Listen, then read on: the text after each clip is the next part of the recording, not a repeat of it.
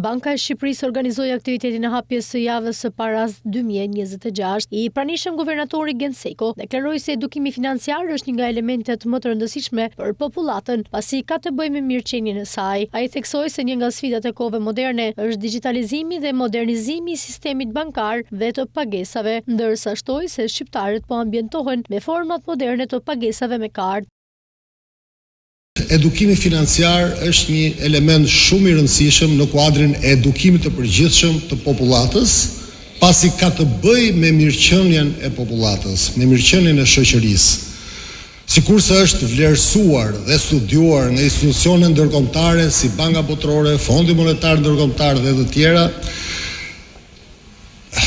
pjesëmarrja dhe puna me institucionet financiare, me bankat, formalizimi ndikon në zbutjen e pabarazisë shoqërore, ndikon në rritjen e mirëqenies ekonomike.